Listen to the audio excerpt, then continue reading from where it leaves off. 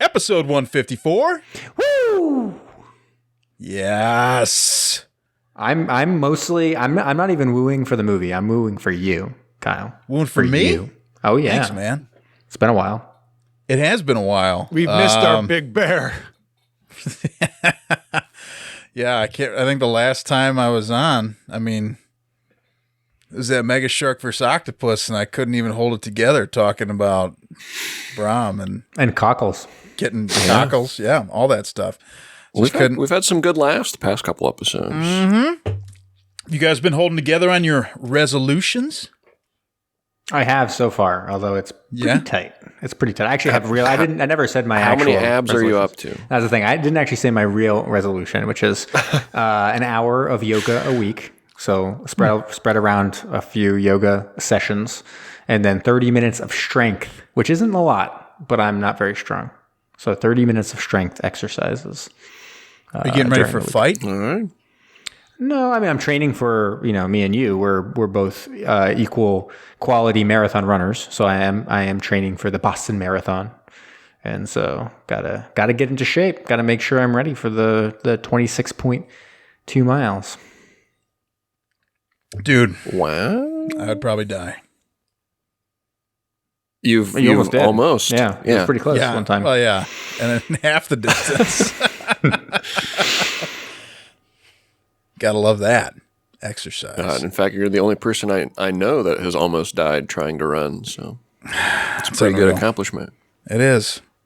Some would not say that. Some would not mark a run successful or an accomplishment when you end up with a catheter afterwards.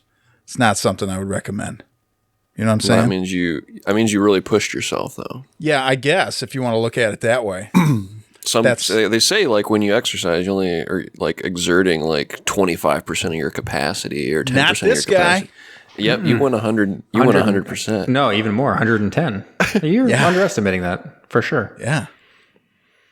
Zach, you look excited over there, my friend. I'm not here to talk. Pissed. He's gonna be in bed in 5 minutes. I am not serious? here to talk about running, and I'm He's not just here. angry. He's angry that we're missing, not allowing him to watch the Golden Globes. Not to date exactly when we're recording this, but right now, as we're speaking, one of the biggest movie nights of the year, at least the 10th biggest movie night of the year, is happening right now.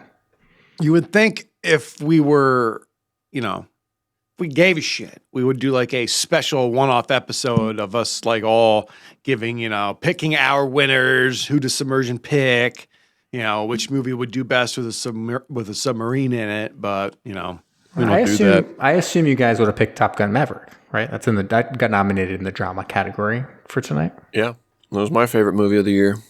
Ooh, I haven't even seen it.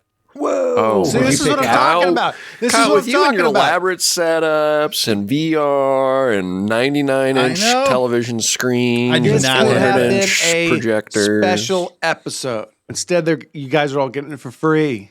You savages. I don't think I'm looking at the 10 nominees for Best Picture in the Golden Globes drama and musical comedy. I don't think any of them have a submarine. Damn it! Oh, no, sorry. I'm wrong. Avatar 2. Oh, thank Avatar, The Way of Water. Avatar on there? 'Cause Sorry. I was gonna say, like, The rightful winner of the award, Avatar, The Way of Water. So hopefully that wins. because of subs. We do plan to do that on the show here soon. If anybody wants to watch it, catch up before we do our recap. I'm not watching it. It's Not on the doing radar. it. Wow. Zach won't be on the episode. No, That's okay. I might Patrick be on already the saw it. episode. Oh, he might come in. He might I just might shit on it because I shit There on we the go. first one. I'm shitting on this one. Wow. We also talked about doing a little two episode arc with Pearl Harbor and then Team America. These feel are like this things to is- look forward to. Yeah, this is a pretty good schedule going on.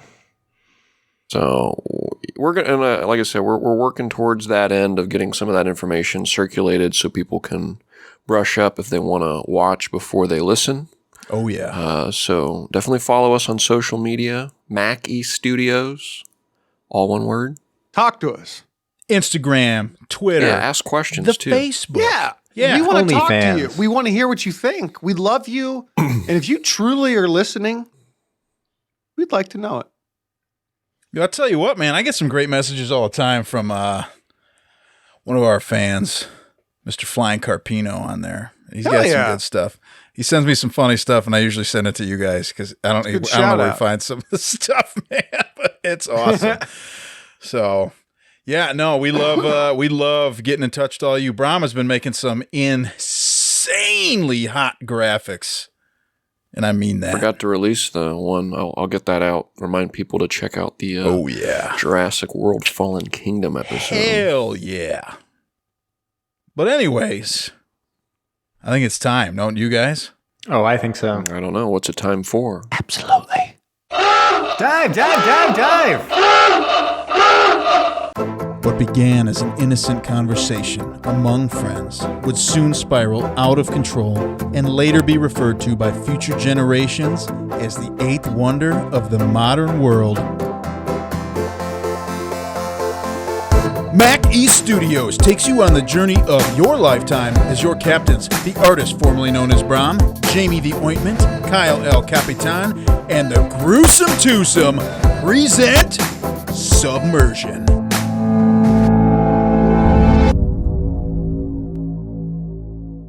What did we get into? Who wants to take it away? Bram, You pointing? You pointing at Bram? Pointing? I'm pointing at Bram. All right, Bram. All right. Well, you can finish your question, Kyle. What were you doing? Me? What was my question? You're asking what do we watch? Oh, What do we watch? What did we watch? Wow. Yeah, I didn't mean to jump in and cut you off there. We watched a film from 1955. So we're finally throwing it back to a classic submarine film. And we'll see where the reviews go, if this deserves to be in this rarefied air of being considered a classic submarine film or not. It's Above Us, The Waves. Man, I'm not making a face because I'm not going to give away, spoiler alert, anything about what I thought about the film. But I'm more giving a face because I think we all thought this was definitely a big old classic submarine film. Because if you look at the poster, it is four guys and a lot of drama looking through a periscope. And we're like, whoa, we're going to get 100% wall-to-wall submarine action in this film. And I got to say, a good amount of submarine action, maybe more accurately submersible action, but submarine action, but like not 100%. So I feel like the posters didn't tell the entire truth. A little misleading, a little false advertising. Should probably show and a deceiving, I mean, again, not to spoil my review at least, but a 6.6 IMDb rating, which is not bad for some of these older movies. 6.6 out of 10. Yeah, and we can get into it later, but it was wildly popular in Britain at the time that it was released, and it does only have 1,500 reviews on IMDb, which is pretty low. So It's not like it's like a huge number of people have seen it or anything like that. And so that probably is why ultimately it gets like kind of higher. But 6.6, still pretty high score in the end. And who are these actors we got on the front? Anybody know that? Well, one of them we know, and that's John Mills. Mm-hmm. John Mills, we know from Morning Departure. He's got a very British, it's funny, he was like so popular in Britain. Everyone loved him. He was like 5th most bankable star or something one year in Britain. And I feel like he's just like bangable? Bankable. And bangable, both. I think Maxim rated him the 5th most bangable star in 1955.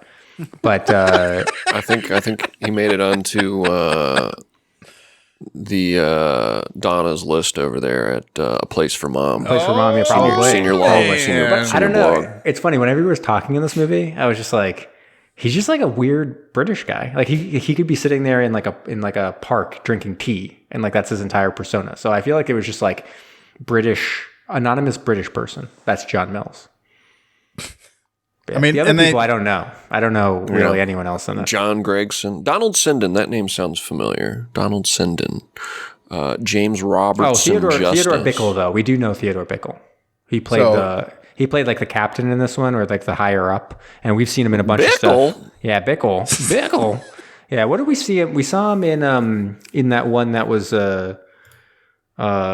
The Russians are coming. The Russians are coming. He was in that. He was in another one too that we've watched.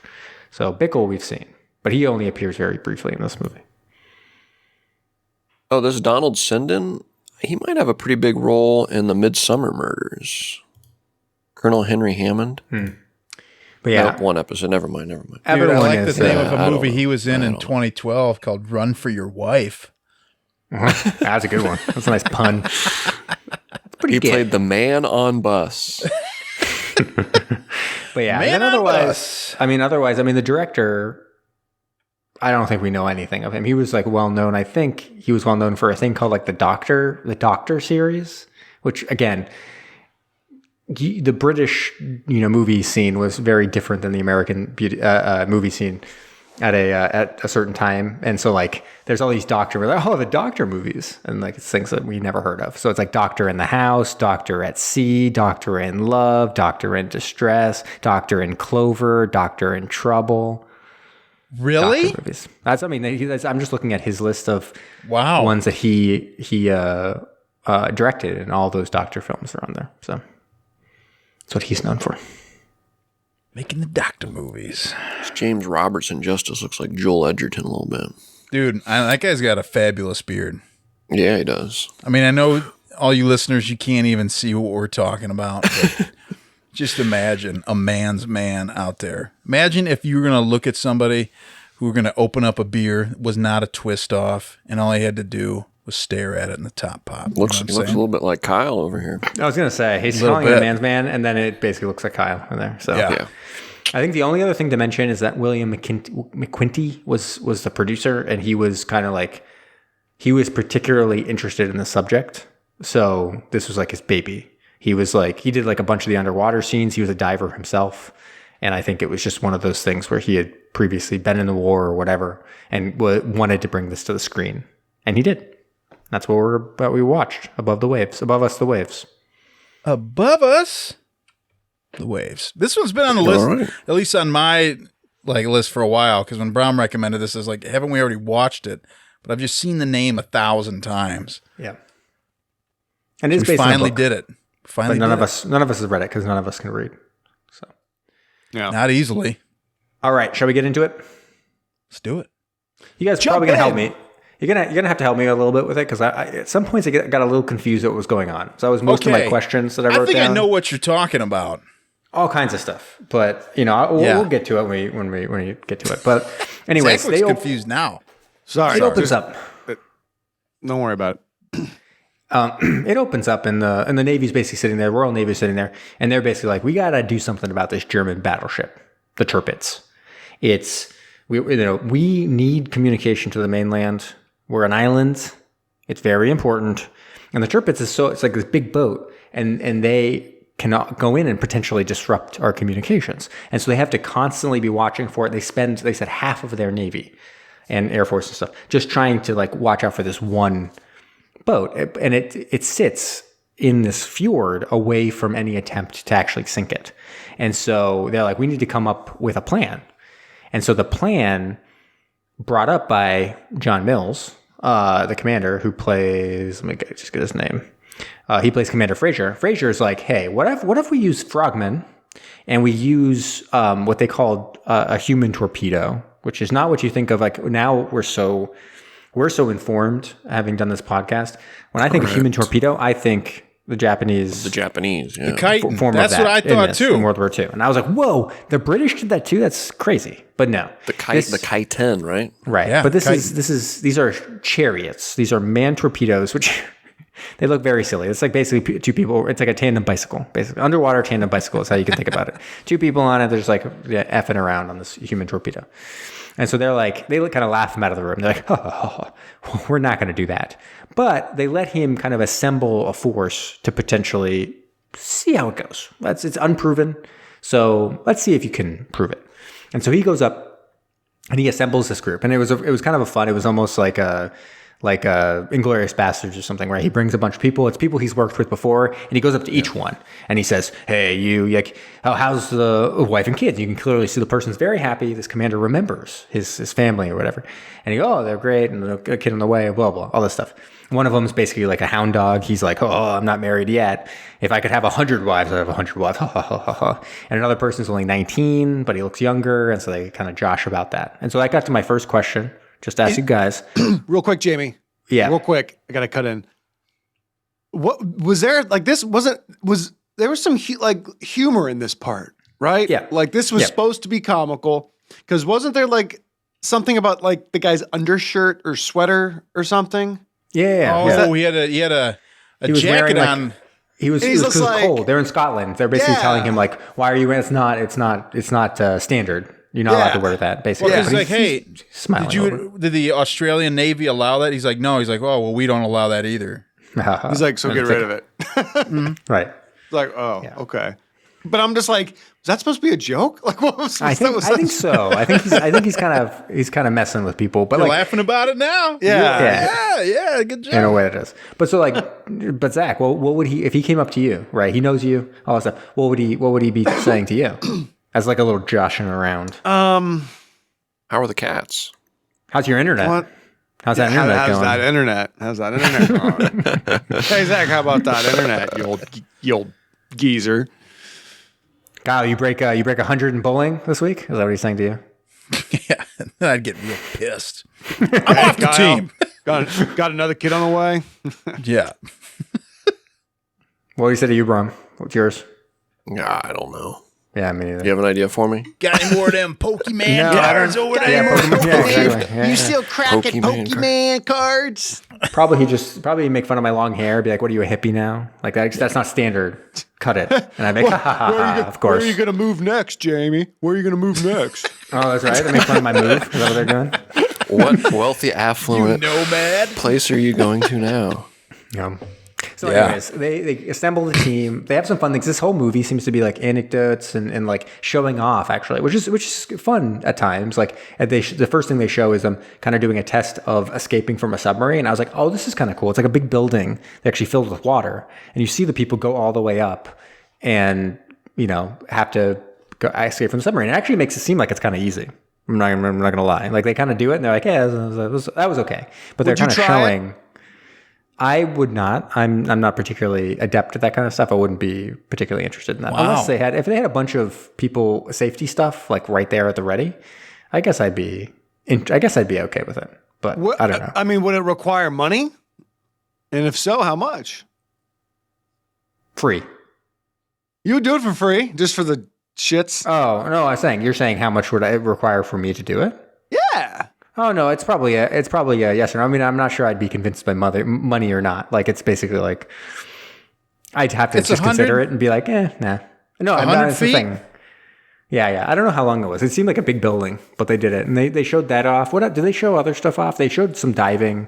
Yeah, they tried to get into their rubber suits, and they were having a really hard time. And right. He's like, hey, imagine this is an emergency. Like, this is an emergency. And they're just having a hell of a time getting, but that's to get on the little underwater camel or tandem bicycle thing you're talking about. Yeah. And at a certain point, like one of the guys expresses some fear, which I can't remember if it was before or after they proved the use of the man torpedo, but he goes up to. Did you mention the free dive thing? Yeah, what was the free dive where they go up? Yeah. Did you mention that? Yeah. And so like he goes up and mentions to Mills, like, I'm like kind of scared. What happens if I what happens if I freak out when the time is there that we have to be destroying this boat? And he's basically like, that's not courage, right? Like you don't leave because you feel fear in the moment. You leave if you can't push through the fear. Real courage is being afraid but continuing forward, which I feel like I've heard before. It wasn't anything profound, but it was kind of them saying like, yes, of course, all these people felt fear, but they pushed through it, and that's what made them really heroes in the end. So, anyways, they're not getting any much headway with the upper people in the Royal Navy, and so they decide to prove it. Okay, they keep on getting told it's not unproven. Well, what do you do if it's unproven? Time to prove it. And so they basically set up a little dummy attack. It's like basically what's called limpet mines. Zach, you love them. Mr. Limpet Mines over there, and they're going to attach it to the admiral's ship and be like, we did it under your nose. And so he's got a dinner with the admiral. He goes over there. And it's all set up for a certain time. 2 teams go out. One of them cuts through the submarine net they have, which seems like it's, probably the admiral should be a little pissed. I don't know how much money that costs. So they just destroyed that submarine net they had. And then watch like a German submarine come in right after them. Cool. Thanks. And then the other one decides, I want to be the fastest. So it tries to go under the net, and that ends up kind of semi-disastrous. Anyways, the one that, cuts through, they get to the ship, set the mines. He's sitting there like tapping his watch, like, oh my God, it's taking so long. But eventually the dummy things go off, and the admiral is quite jovial about this, which is a good sport, kind of being, ha ha ha, you've proved it. All right, we authorize the attack. Thanks for placing charges on the hull of this ship that I'm on, Yeah, but the two that went under ended up going too deep on their little chariot and giving themselves some issues, so they were like unconscious when they were rescued. And so that was kind of another thing they kind of said is like, we're all a team. The point is not to be fastest. It's to make it and complete the mission. Kind of, setting that as well. And then we get into the first attempt at the Tirpitz, which is using these manned torpedoes. They go out, and it was funny. I was sitting there for a second. I was like, holy shit, is there not going to be any submarines in this? Like, it was like they were on this little boat with this Norwegian guy who was helping them. And they had fishing, licenses or whatever, but they were basically towing the 2 manned or torpedoes along with a fishing boat. And it was really, really rough. And they were like, oh boy, it's going to detach. And they hear one of them detach. So they have to go into a little side area. Someone goes in the water to try to attach it again. And a German inspection boat comes along and basically being like, what's going on here? Nowhere, right? Yeah. There's like open ocean all over. You could have seen these guys coming, at least I think, from miles away. What do I know? And so they come over and they're basically like, hey, what's going on here? And they get the license, whatever. They all have to hide and they have to do a bunch of trickery, but they're able to get the Germans away from them. And they come up and, okay, we've reattached. Then it gets even stormier, and both of the things fly off this boat. Basically, the 2 things just fall off of the boat. They're like, shit, we don't even have the things we need to have to attack this boat. So what do we do? And they're like, what do you think we do? We scuttle this boat, we go to land, and we hike to Sweden, which is neutral. And they're like, shit, that sounds horrible. So I'm sitting there being like, we have no submarines. We're not going to have submarines. This is crazy. So they scuttle the boat, they get on land, we have to climb that giant mountain. They're walking along, they end up in a town. They're walking along this town a little bit. They're, look over, look at those cookies.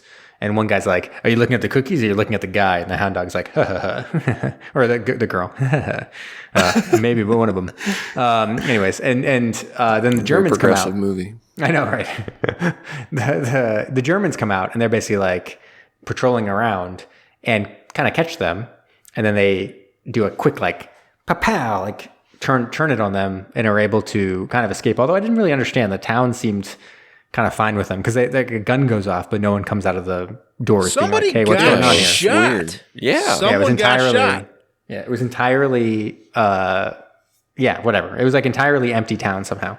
And so then they are able to, but one of their guys gets shot. And as they're floating away, the person dies in the boat. Then we smash cut to them over the border. And the Swedes are like, oh, hey, basically, they're sitting there being like, what are we going to do? They're a neutral country. They need to keep us and put us in jail. So how long do we got? How much jail time are we going to get? And they're like, the Swedes are like, no one's neutral now. So we're sending you back to the UK. And they're like, fuck yeah. And they get back, smash cut again into a meeting where they're talking about the next plan of attack. And they're like, hope you liked your holiday in Norway. And I'm like, a man died. Man. A man died. It's not a effing holiday, Commander Fraser, if that's even your name. Dude, he's like, you guys are all disposable at this point. I'm just having a good time. At this point, I was like, this movie seems so weirdly constructed, pieces of a different movie or something. I didn't understand how we went from a person getting shot into the Swedish thing into them joking about it. A person died. One of their people, the people died. The hound dog guy died. It's like, you remember that 2 days ago? He did die, right? I think so, yeah. Yes. Yeah, right? pretty He sure. died. Yes. Yes. Okay. Yeah. Anyways, that was one of my questions. He did die, right? Because it seemed crazy. Anyways, so then they're like, okay, screw the chariots. Screw the man torpedoes. They're dumb. We never even liked them. And everyone's like, yeah, it's true. They were so stupid. We didn't like them. We didn't like them anyways. And the admiral came in and he was like, oh, what about those man torpedoes? Like, you approved that. You liked the man torpedoes. We didn't like them. Like, oh, okay. So they're like, okay, we're actually got these much better things. They're called X mini subs. And we knew those from Submarine X1. Yeah. Oh, yeah. There we go. Yep, Submarine X1. So we're like, oh, no, I know this. And I was like into James that Caan. much more. Yeah. Way more into that because I knew about it. And I like things I know. And so they're like, we got 3 of them, which isn't even accurate. Historically, there was actually, I think, 8 of them or 9 of them, something like that. A million. That did this, right? A million of them.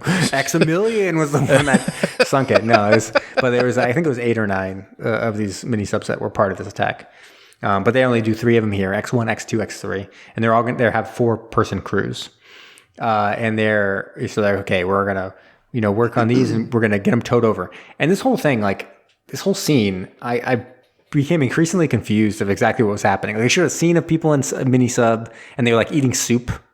Yeah. And then they were like, oh, you got to get into the mini sub. I was like, weren't they already in the mini sub? But they're like switching people over there. So someone was like driving the mini sub for like most of the time, but then the real crew went over into the mini sub. I was like, all right, I guess that's how this works.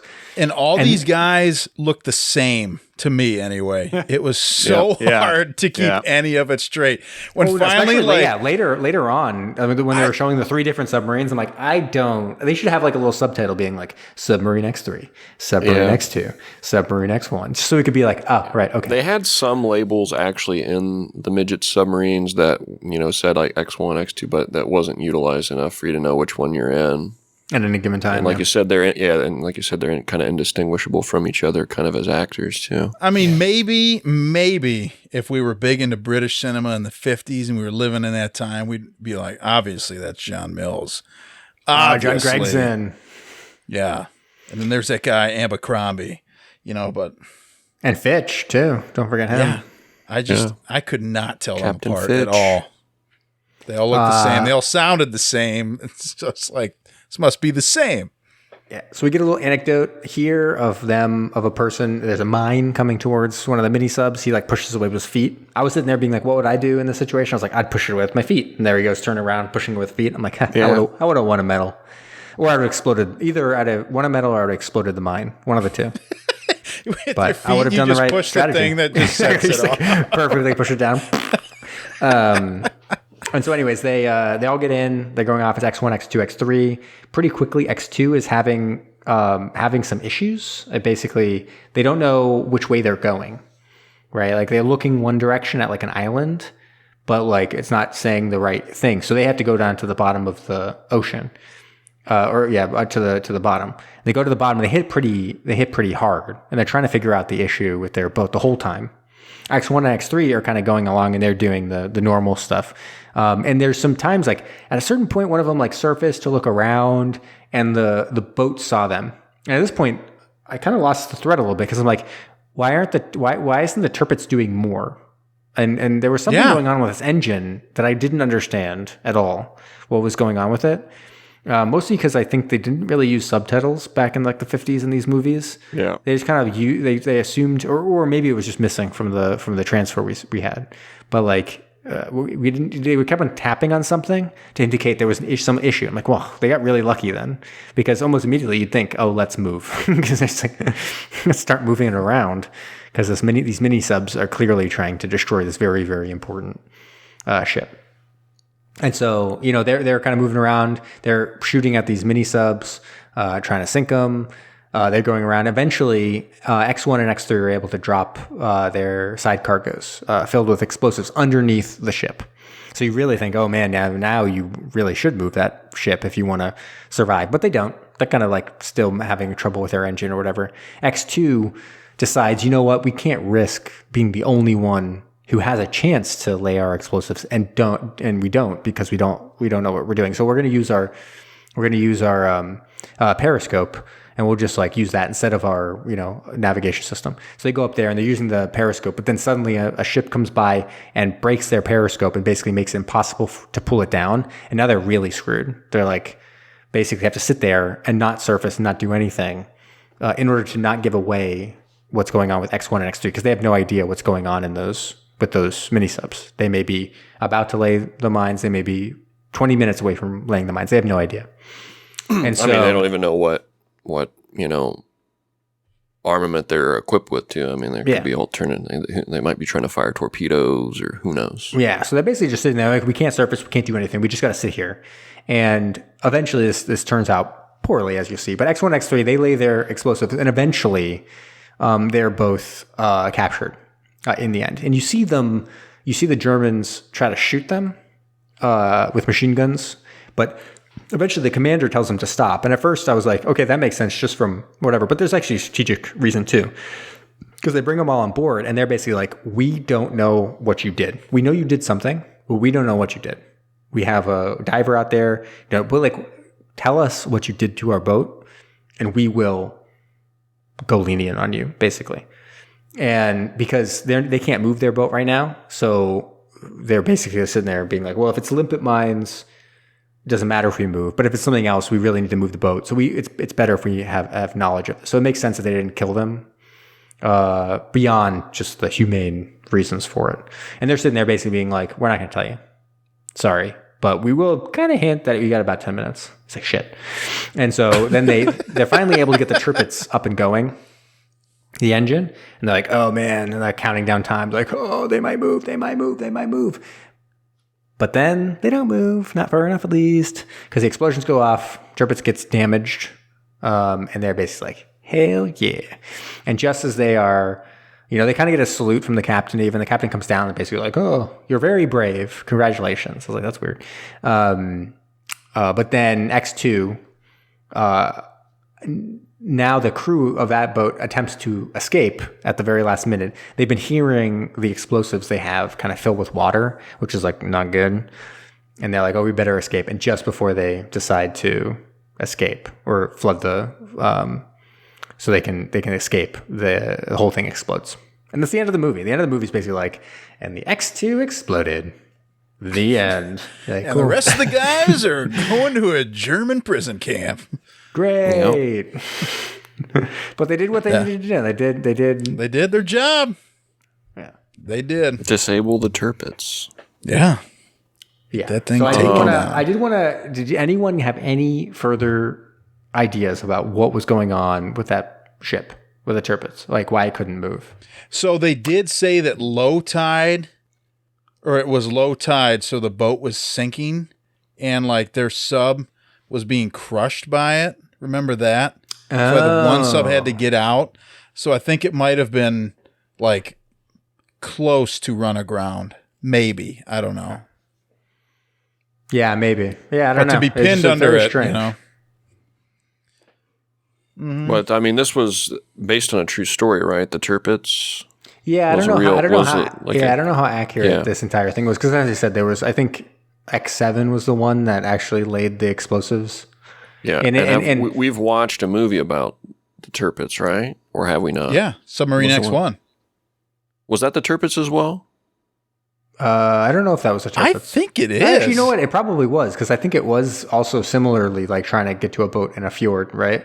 Right. Yeah, and it was coming from Scotland. Actually named it says that's loosely based on the operation source, which is the attack on the Tirpitz. Okay. Yeah, but like also like most of it was 10 out of 16. I think it was 8 of them, and 10 out of 16 people were killed, and then 6 were prisoners or something like that. Something like that. So like there was a lot more lost mini subs in the attack.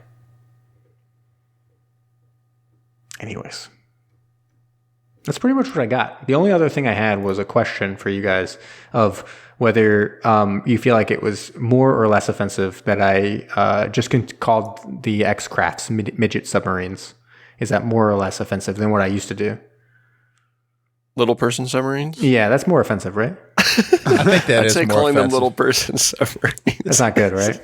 Yeah. It's not great, but it's funny. So I'll stick with the actual technical term for it, which is a midget you're in submarine. some rough waters, when you're getting into that. Ooh, yeah, so midget submarine, by just calling it by the regular name, I kind of get under the waves and really The waves are above me. So I think the phrase I'd use would be the above us, above me, the waves, or above us, the waves, depending on who's talking about the midget submarines. That sounds right. That sounds right. Okay. I don't know a lot about it, but it sounds right. Glad we hashed that out. Should we, do you guys want to do love it, hate it first? Or you want to get into some reviews? Reviews always first. Okay, all right. Kyle, come on. Always, yeah. He's always. Like, what the heck's wrong with you? Take a week or two off and you forget everything. Man. I never go first. I can go first. Go first. Do first. All right. So I had some pretty high hopes for this movie, and there were some things about this movie that I really liked. I particularly liked when they were, I have to say they, because I can't remember anybody's name. Everybody looked so similar. Everybody sounded the exact same, and I just don't know exactly who's who, and that's terrible, right? But when the command was not particularly on board with using the manned torpedoes, and then they did that example, I thought, okay, that was kind of fun. I was completely lost when they like scuttled the first boat and then did the hike into Sweden, and then like you said, like all these cutscenes, and they were like back all of a sudden using midget submarines. I had no clue like how we got to that point. And once we got there, and then that I realized there were multiple submarines being used all for the longest time, I thought it was just the one. And I know, right? Terrible. Brom is shaking his head at me. He's like, "You worthless." All right. I was watching this on my lunch breaks. All right, buddy. Yeah, it was hard to follow. Yeah. But that's still kind of tough. The miss there. That's showbiz, right? So, anyways, I like the overall like story arc. I do like that. But ultimately, this was kind of a tough watch, I'll say, for me. Tough to keep my attention.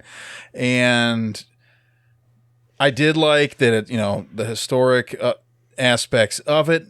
I believe that this movie could be remade today and be like much more gripping, have a lot more suspense, all that type of stuff.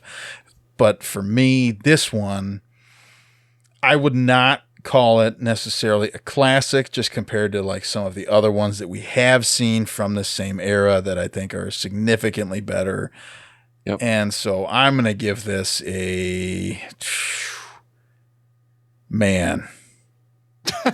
a 4.5. Wow. Do you know what I was saying? It's crazy because that is exactly the score that I was thinking in my head for myself. 4.5. Wow. Because I can't agree with you more about almost everything you said. I liked aspects of it. I like some of the training stuff. I like them showing off things. I also think this attack on the Tirpitz is something you could do today in something like some whatever. Like if it was a TV show that was kind of doing, almost like a Band of Brothers or something where you're doing different naval. Jamie, did somebody say reboot? Exactly. Do a little reboot of some naval, some big time naval stuff. But this would be a great one for it because you can see the drama in it. There's not a lot of drama here in this particular adaptation. And I couldn't keep track of things. It's almost like two different stories smushed together because they didn't have enough for the one story. So they did like two different things as part of it, mostly to just show off things. This does seem like something where the producer was just interested in they were interested in both the mini submarines and the chariots and all these different aspects. And let's just show it off. And this was back in the day when movies, that was kind of the thing. And in the 50s, a lot of times the highest grossing films were just like travel logs, basically being like the national parks of the United States, because people couldn't travel around as much. So they go and watch that kind of stuff in the theaters. And so this is kind of showing off the Navy and a major thing that happened in World War II, and people were interested in it. But now it doesn't keep your attention very, very well because the narrative's not really there and the drama's not there to kind of do that. So I didn't particularly like this. I also had very high hopes for it. I've liked some of the other 50s films we've done. This just isn't a particularly good one. And I kept on thinking, like, is it a 6? No. Is it a 5? No. Is it a 4? Well, is it a 4.5? So I'm coming when in I had to like exit go spot. back, I think and like rewatch 20 minutes. That's when I kind of knew. It's like, yeah, this isn't fabulous. You know what I didn't have to do that for though? Mega What? Shark vs. Octopus. I see. Are you done, Jamie? I am done. I will jump in, Leon. So, what's there to say that hasn't already been said? I feel if we would have watched this movie, you know, in the first 30 movies we did, I think our scores would be really different. We would have probably stopped podcasting. Yeah, maybe that too. I just gave it up. But I mean, yeah, I really agree with you guys what you said. I mean, like, but I didn't have expectations. I was expecting this to kind of suck. Really didn't care about this movie. So I liked some scenes. The beginning was kind of like, okay, the training stuff, like you talked about. But then there was like the whole stupid scene with the mine floating in the ocean. Like, you know, he's like kicking it and shit. And I'm like, what am I watching here? Like, that's where I was like, is this supposed to be a comedy? Like, what is this? This is crazy. So yeah, it was hard. Even though it was a short movie, it was hard to keep my eyes on the screen. I give this 2 thumbs down. All my Zach fans out there, I love you. Keep up the support and avoid this film. It sucks. I'm going to give it a 4. Wow, so you guys are still going higher than I would expect.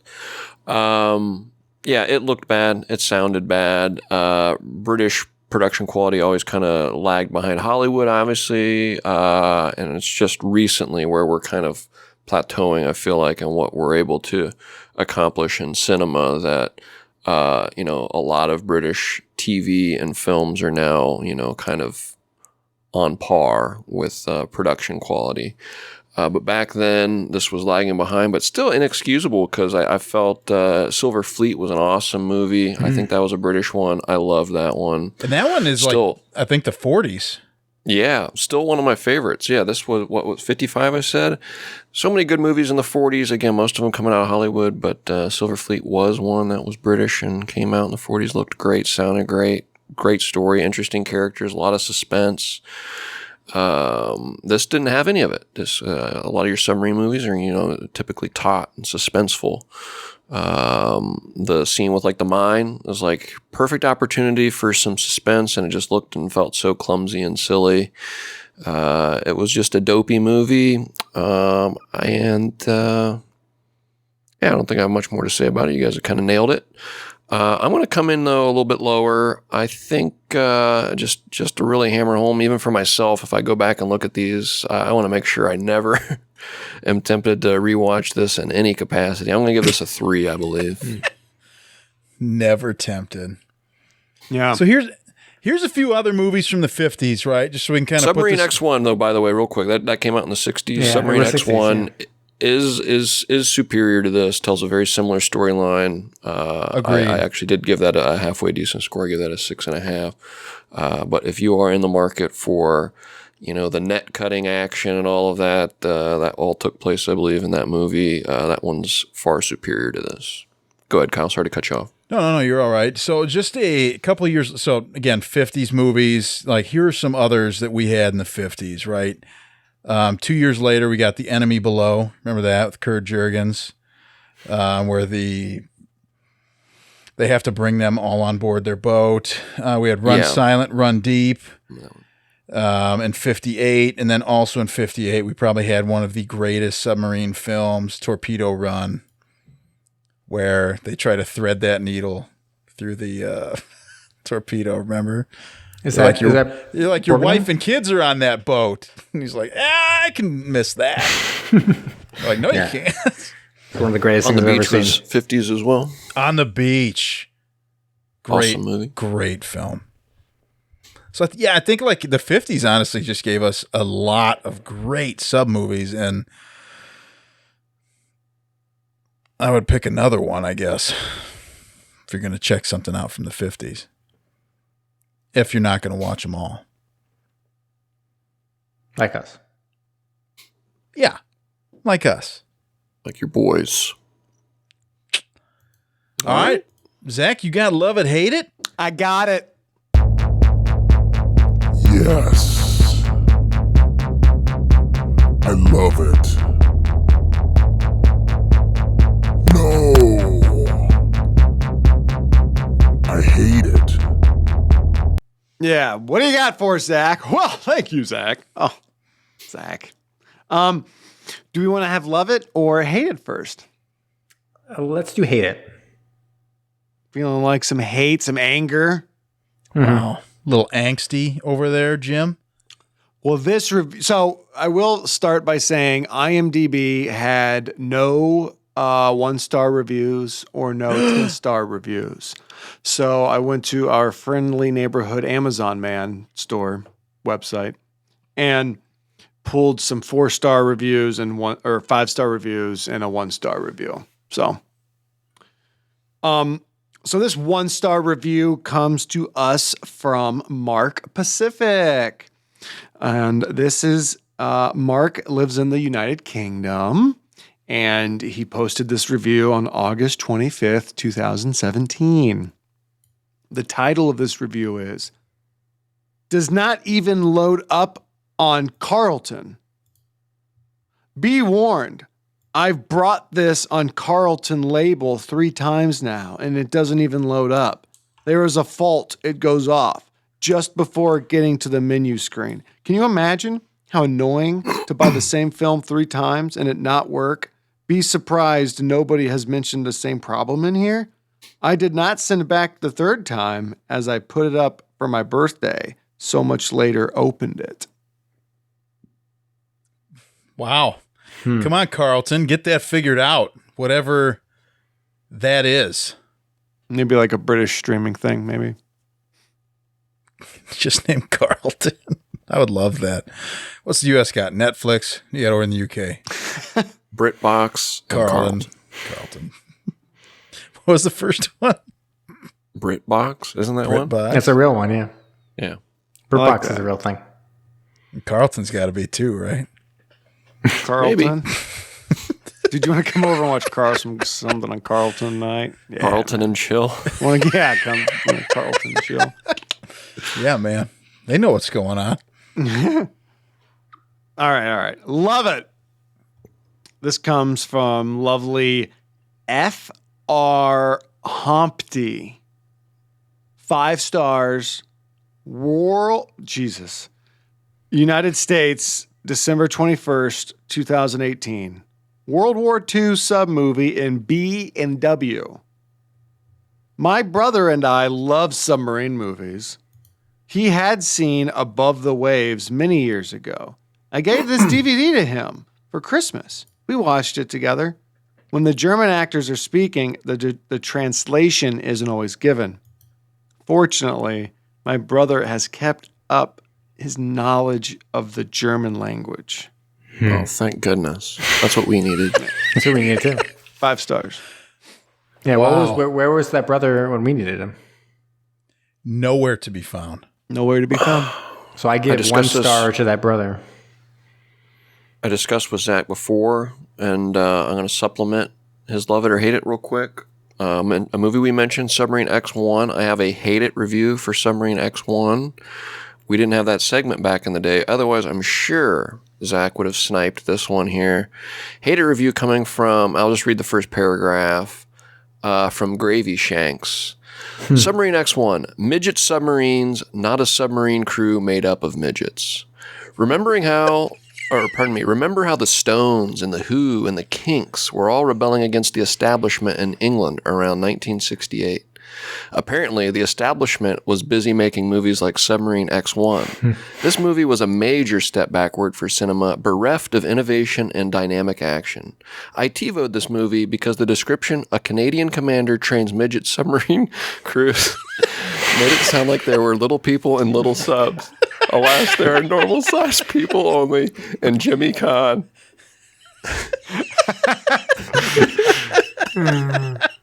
Well, So that guy was a little...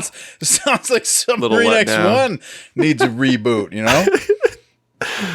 Well, it's effectively the same movie, so the whole different- idea of the different sinking of the Tirpitz expectations. needs a reboot. That's quite the review. Yeah. All right. Should I get into my last little part of it? Sure. Yeah. Yep. All right. Well, box office. The only trivia I'll do is say box office. This was very, very popular. It was 6th most popular film at the British box office that year. Let's see if you've seen any of the other ones that were ahead of it. The Dam Busters. Anyone see the Dam Busters? No. Nope. What about Doctor at Sea? Wait. That was Mr. my favorite one. Yeah, I've heard about this one. He's doing 2? Yeah, he did too. You're He did too subbing that? Subbing Doctor at Sea? I don't think so, but that'd be funny if there was. The Colditz story. No. Colditz story. 7 Brides for 7 Brothers. Yeah. Have you seen that one? No, we've talked about it on the pod before, though. I think. Yeah, it's like a famous thing. I've never seen it, but it is a famous movie. And then White Christmas. That's probably the most famous of the ones that were ahead of it. White Christmas with Bing Crosby. I don't know that I've actually seen any of those. It's actually it is a war movie, White Christmas. So Really? maybe it'd be interesting. It It's takes also a place very during World War good II. Black Mirror episode. Sure, why not? And then I mean the only other thing to do is maybe a little Phantom Zone. Engage the Phantom. Phantoms engaged, sir. Obviously, John Mills. Yeah, I mean, very easy to do a true thing here with John Mills. He was in Morning Departure, which obviously I've used before. And then, as I mentioned, Theodore Bickle. We've seen him before in a couple movies as well.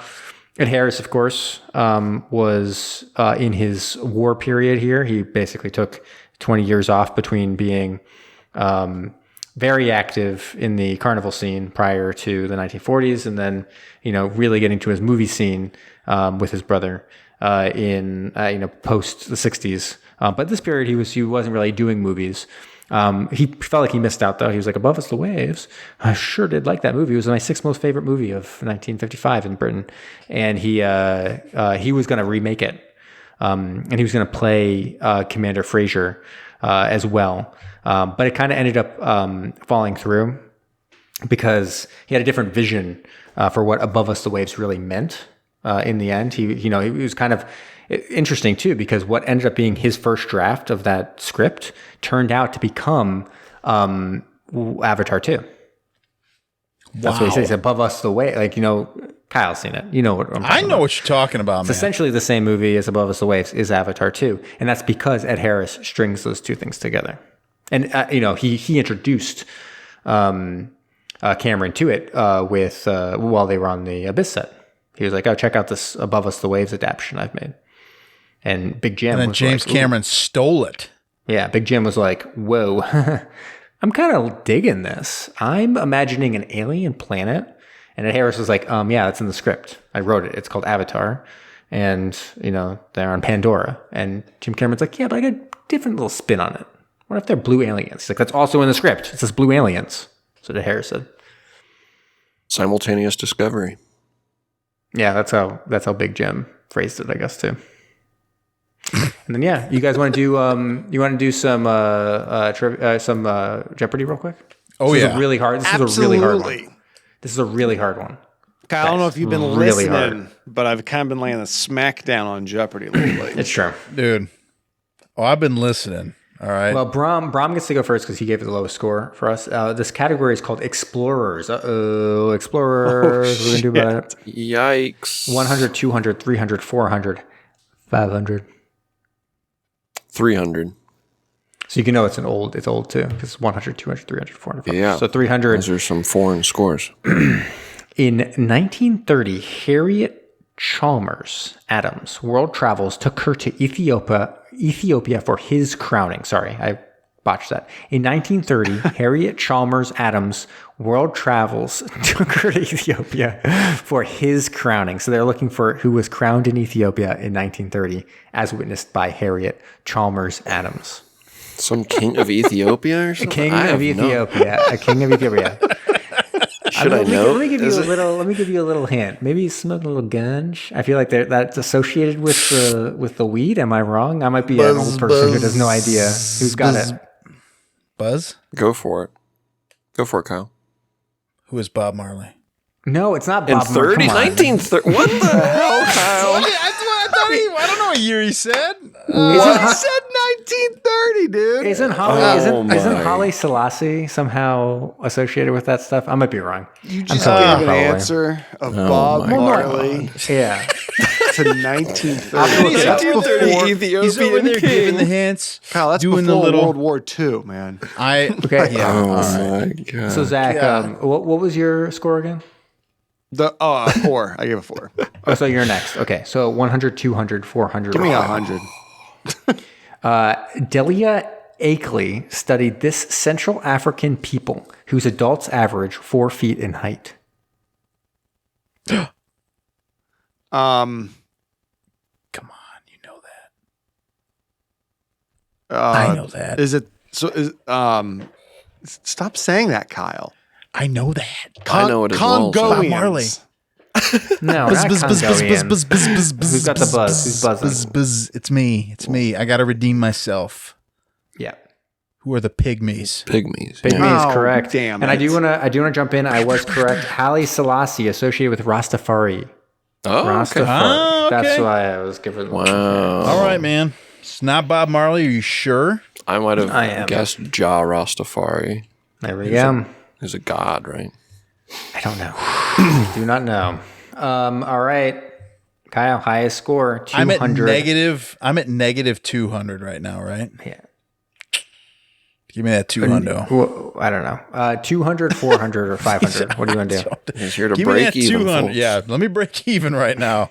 I think you were negative 300. You guessed on a 300 score. So Yeah, now but you're then I going just for the got the 200. 100. I got the 100. Oh, good call. Negative good call. 200. So give me the 2. In 1986, Robert D. Ballard used Alvin, a 22-foot mini sub, to explore this famous wreck. What is the Titanic? Yeah, speaking of Big Jam, we got the Titanic here. Thank God. I remember Alvin. Damn. Okay, now we're all even. This is crazy. Okay, so all zeros. Oh, I'm negative 100, right? If Kyle went Right, negative. because you made a guess. Yeah, that's true. Yeah. So we got 400, 500. We're going to go 400. You got to buzz in. Brazil renamed its River of Doubt in honor of this ex-U.S. president who explored the area. Brazil renamed its River of Doubt in honor of this. Who's that? Who is Theodore Roosevelt? Very good. Wow. Very good. That's Good what job, I Roosevelt. wanted to guess. Teddy, but I felt like that's too contemporary. All right. So now, still, anyone can win or tie, Zach, with this 500 question. Hiram Bingham made 2 trips back to this lost city of the Incas after a guide led him to it Buzz? in 1911. What is it? Buzz? What is Machu Picchu? And there it is. Brahm Let's go. comes from behind to win With with Machu the Picchu. 500. Wow. Done it. Didn't he But get you know one what? wrong? It's kind of Touche. a moral. No, I don't No, I think didn't guess he any. didn't guess anything. But it's a moral victory for you, Kyle, because I feel like I was most impressed by you. Were you impressed you. with me, Jamie? No, not really. That pygmy one was pretty easy, and you missed it. Wait, you can't be impressed by Kyle in the same breath that he guessed Bob Marley earlier True. from Yeah, never 1930 mind. Ethiopian king. You know Because what? I showed him honestly, how low I could go, and then No, I the was most like, the most impressive thing of this entire time was the restraint, Brahm, that you held. You did not answer anything until it was the 500 question, buzzed in to win the game. That is impressive. That's restraint right there. Anything that I'm good at, it's restraint. Yeah. Don't even know what that means, but yeah, I don't know what you want us to take away from that, but it's time. It's subs worldwide. Okay, it's not subs worldwide. Rarely is anymore these days. Done a lot of subs. There's only so many subs. And I'm going to keep it a little bit short, although I know that there are a lot of sources on this. And if you are interested, I would highly encourage you to seek out some sources on the Tirpitz, the ship that our crew was attempting to sink with their midget sub fleet. So this is obviously a German battleship. It is the second of the Bismarck class. And as Jamie alluded to earlier in the podcast, Germany used this as what is known as a fleet in being, which basically, think about a deterrent. The ship is out there. Britain has to tie up resources, making sure that the ship cannot attack or do anything like that. Although the ship is just basically docked in port, waiting for anything to happen. It's just kind of that the threat is there, not actively doing much. They wanted to do this to keep the Baltic fleet in check, and then also to stop allies from running supplies over to Russia off the coast of Norway. So we're going to get in a couple specs here. It is 792 feet, 8 inches long, has a beam of 118 feet, 1 inch, has a displacement of 52,600 tons.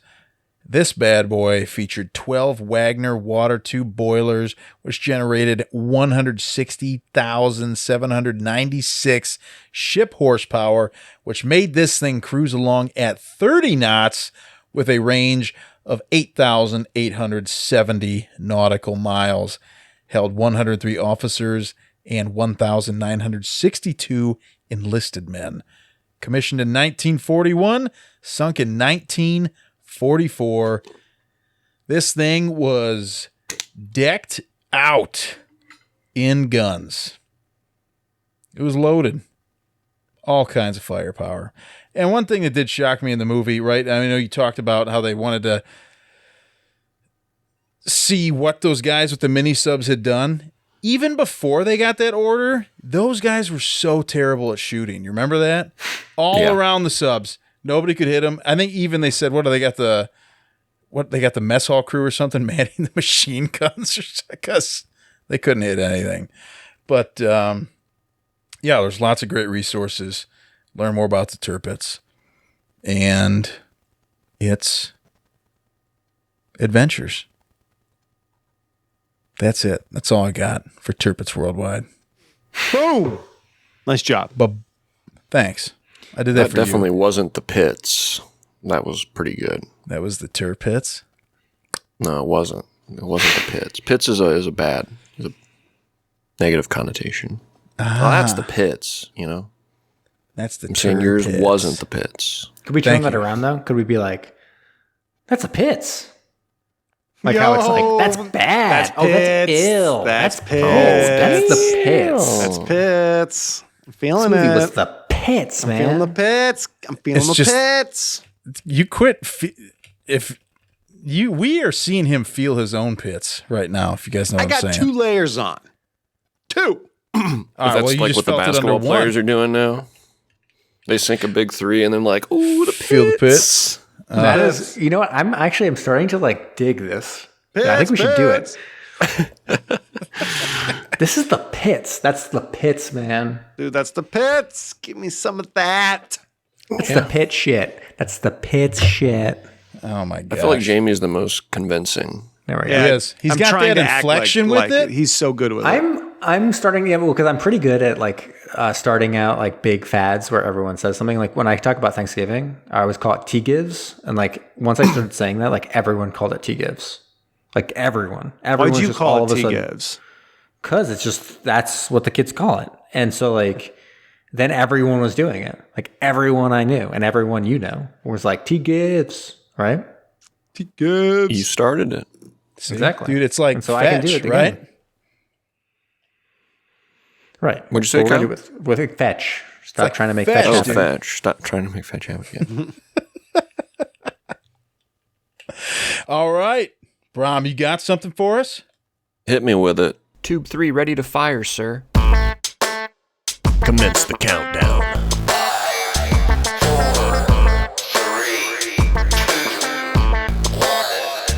Give it to me. All right, folks. Did somebody say reboot? Whoa! We did tonight. We talked about reboots here. Talked about maybe rebooting Above Us, The Waves, i.e. Submarine X1, i.e. I don't know. Avatar. Could drop it here in 2 years. Avatar reboot? Avatar 2. No, They- I'm saying they had that Harrison. is the Above Us the Waves reboot. Oh, okay. And we talked about reboots last week. Jamie asked us what franchises need a nice, good reboot. So I thought about it this past week as in preparation for tonight's episode. Films that we've watched for the show here. So submarine films and these franchises that we've delved into over the past, what did we say, 6-7 years now? Crazy. These are the films that I believe need a reboot. I'm going to give you all a little hint as we go along here. I've got 4 picked out, and you guys can also help me with maybe who we might cast in the contemporary era for a reboot here. This first one was described in advertising for it as Die Hard on a Battleship. Oh, that's Speed 2? Under Siege. No. Yeah, Under Siege. Jamie, Mind Like a Steel Trap. Under Siege from 1992. It starred Steven Seagal, Tommy Lee Jones, and Gary Busey. The sequel, Under Siege 2, Dark Territory, dropped in 95 and unfolded on a passenger train. So I guess I got 2 questions here. What transport vessel are we on in a reboot, and who would star in it? Well, see, I would say a plane, except for I feel like that's been kind of like done, right? Sure. And there's a new movie, Plane, coming out. Exactly. I mean, it's just like a lot. Air Force One, Turbulence, Plane. Like, there's just a lot of plane, right? Do we really want to do that again? What about a crane? Crane? Really, I want something that can. I want something that can move. I do want something that can move, But that you can't get off of easily, right? at like a speed. Yeah, Like a catamaran. A catamaran. Wow, that is bold. That is definitely certainly a bold idea. Is the catamaran a helicopter also maybe like or a spaceship? What about a spaceship? Ooh, okay, could be. I like a spaceship. Mm-hmm. Under Siege, spaceship. Outer Siege. Outer Siege. Oh, there we go. I like it. Is I got think any ideas? you're right. You're absolutely right. That is ripe for a reboot. New Under Siege. Hell Yeah. I'm there for that. In the wake of Steven Seagal here, who would be our lead character in Outer Siege? Hemsworth. Your main actor. Hemsworth? Which one? Hemsworth, actually. Liam or Chris? Chris. You gotta do Chris. Just because he's got a little bit of the bulk, which is you want him to feel. I mean, Steven Seagal doesn't necessarily feel so intimidating because of his like muscles, but he's big. He is a big guy, so you want him. You don't want him to be small. What about Statham? See, that's the thing. Like Statham is much more of a replacement for Jean-Claude Van Damme vehicle. Okay. What about Michael B. Jordan? That's good because he's huge now. Yeah, He's like really big now. Yeah, I just saw an could do ad. that. You probably saw. Did you see Avatar in IMAX? Yeah. I did not. So then you probably saw the preview for the new Creed movie. Yeah. Yeah. Yeah, he's giant in it, and the other guy's giant in it too. They're both shredded like a julienne salad. You know what I'm talking about? Shredded like some lettuce. Yep. All right, I'll keep it moving here, though. Next one was described in advertisements as, if you never see another motion picture in your life, you must see. Oh my They were gosh. very earnest about this. What a... If you never What see an another motion picture in your life, endorsement. you have to see. Boy, that sounds like a recent one though. I don't know. I don't know It's either. not. It's 1959's On the Beach. Wow, I would not have guessed that. And that did All get right. kind of a reboot. We watched it. Armand Asante. We Basically, did, we no did. need for a new one. I think it is, although they've done it twice, and they've done it well both times, because I think the 2000 Australian TV series of the same name was impressive in its own right. This post-apocalyptic love story from 1959 starred Gregory Peck, Ava Gardner, Fred Astaire, and Anthony Perkins, who stars in a remake. This is I was easy. thinking, okay, go for it. Nick Cage. I was going to say the same thing, dude. Oh in. my God. Remembering that it's kind of a trope that we have older actors playing like captains and stuff. Like that's not really how the Navy works. Like you got a lot of captains that aren't quite that old. Maybe you got to consider it's post-apocalyptic. That's true. Yeah, man. But What Australian. What were you gonna say? I was thinking at least. I feel like our female lead has to be a generational beauty. We got an Australian in Margot Robbie. Oh, she's great. I love Margot Robbie. So, and she's got the fun personality because I think the Ava Gardner character was both kind of ditzy, playful, fun in both the original and the Australian reboot. I thought Margot Robbie would be great for it, but for the lead, I wasn't sold on it. Margot Robbie and Nick Cage seems like an odd match, though. Yeah, I think now maybe is the time for Tobey Maguire to make his resurgence. Tobey Maguire on the beach. I was leaning Robert Pattinson. He's good. I like our Pat. We'll keep it going here. This one described in its advertisement. It's a plot. It's the tagline. It's a plot to make the world die laughing. Russians are coming. Russians are coming. Wow, Jamie. There you go. He is killing it. This guy's unstoppable. Russians are coming. The Russians are coming from 1966. Starred Carl Reiner, Eva Marie Saint, Alan Arkin. I'm jumping in right away. This is one I did have names down here.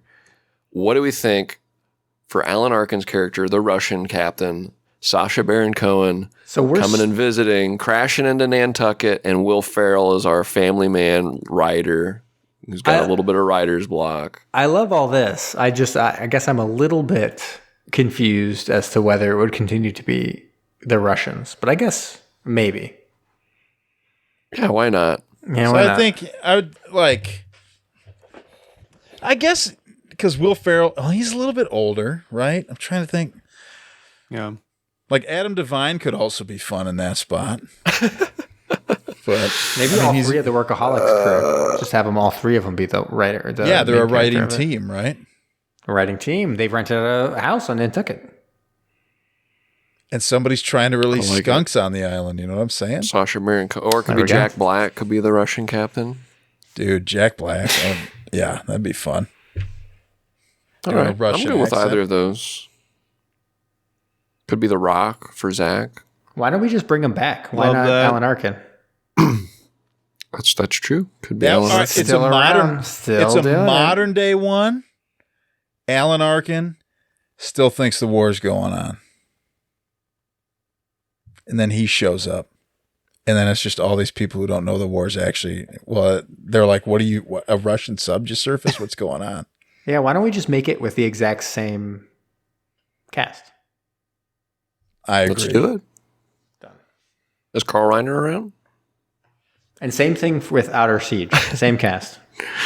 We've decided. Oh, boy. All right. Final one here. Tagline, beyond the horizon lies the secret to a new beginning. What is Waterworld? What is Waterworld? Very good. Kyle? Waterworld. Yeah. Waterworld 1995. Let's do it again. Let's do it right. The original starred Kevin Costner, Gene Triplehorn, Dennis Hopper, and Tina Majorino. Worst episode of the podcast of all time. It's amazing how often that No, I'm movie. joking because I think that's one of the only ones I'm not on. It's You're not on amazing Nick how Wilcox often hates that it. movie gets brought up in like situations in life, or like referenced in another show or a movie, or is on some trivia, or someone's talking about Kevin Costner. Yeah, I agree. It's kind of ubiquitous in pop culture somehow. Yeah.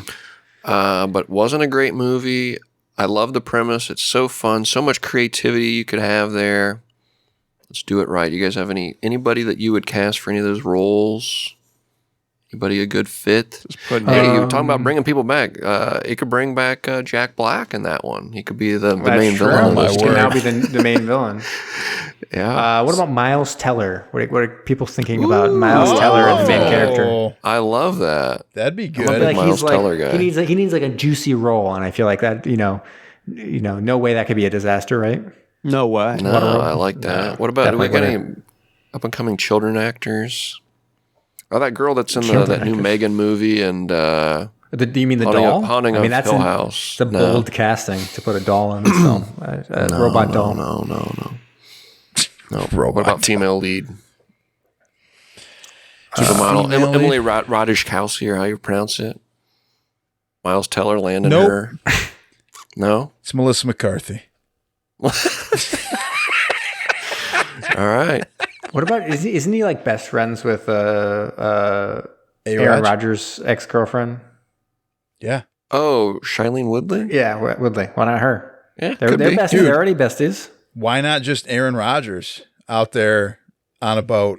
Done. Aaron Rodgers. Miles Teller, you're out of here. He could be Aaron the Rodgers Kim is Coates. now He could be the main Kim Coates character. I think he could do it because, like, remember, I think Zach was he was just shitting all over Kevin Costner and that because, like, Kevin, like the Mariner, he's not like a likable character, right? He's really standoffish. But I'm like, dude, Aaron Rodgers could do that. He could be really true. standoffish and just like give people the stare down.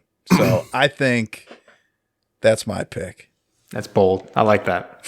Well, I like Aaron as the greasy Kim Coates character, but Oh God, he's got some bad scenes in there. You don't want that. He's got to have some redemption. You make he that may not guy. be our quarterback anymore, Kyle. So Well, that's true. You make that guy Russell Wilson. It's just all these he gets on the quarterbacks. boat. Miles Teller, let's ride. I like this, man. All right. We just remake that was them a- all that with was a NFL fun- quarterbacks. It's a fun countdown. Yeah, I guess we should have thought about Under Siege. Which quarterback would be playing the main character of Under Siege? Oh my Kirk gosh. Cousins. Oh God, no way. Get out of here. No. You could get Trevor Lawrence in a ponytail. That's not bad. Trevor Lawrence looks a little bit more like a bad guy and a villain. Yeah, He that's does. true. He looks He like looks more he like- looks like that looks villain like in a Die German Hard, villain. right? Right, exactly. I was gonna say Die Hard villain or something. Mm-hmm. I'm not sure he could play it, but he looks like it. Zach Facts, it's Zach Facts. When you're going down, get some Zach Facts when you're going down. Zach, you got some Zach facts for us? I got 2 facts. We're going to get through these quick. Oh, couldn't even guess. I guessed under. So I won. There you go. Okay, 2 facts. Let's go with fact number 1. We've been saying it all night. You've been hearing it all night. Did someone say reboot? Whoa. Whoa, word on the street Reboot. is, you guessed it, that man himself, one of the richest ones in Hollywood, Tyler Perry, is getting his hands in on the submarine action. And we're not talking submarine sandwiches, we're talking submarines. Specifically, his character he's bringing back is Medea, down under the waves. I would kill for this. I would kill you for this. I would murder you for this. Woo! No more fighting words where I'm from, Jamie. If it was Man. Medea, if this was Medea in the Navy, if that was announced, my head would explode. I'd be so excited. Above Medea, the waves. Oh my God. Was there ever a military Ernest movie?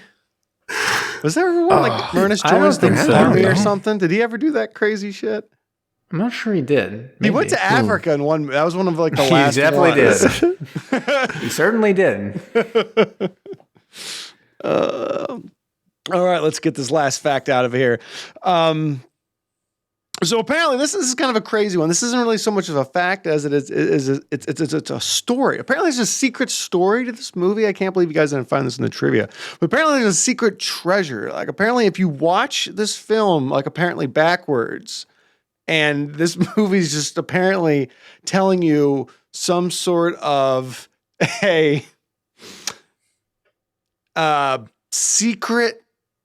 Think about National Treasure, but apparently it's like with the submarine movie, and you watch it backwards, and it gives you a clue where to find the mine from this movie. You guys remember that mine, that floating mine? Yeah. Yeah. It is signed by every cast member, and it's treasure. It's hidden somewhere.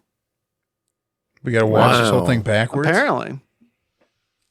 Are you sure you don't have to watch Ernest in the Army backwards to I find think, it? yes, we need more Ernest in the Army.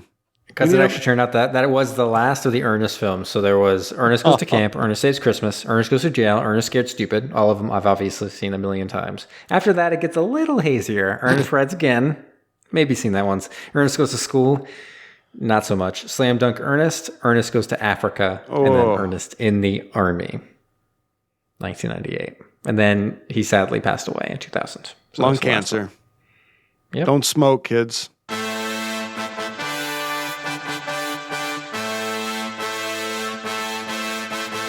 Thank you for listening to Submersion. Don't forget to subscribe for new episodes every Thursday. If you like what you heard, please leave us a rating wherever you listen. Want to interact with us? Follow us on Facebook, Instagram, and Twitter. We also love to get messages from all of you. If you have a suggestion, a comment, or just anything you'd like to share, please email us at macestudios@gmail.com.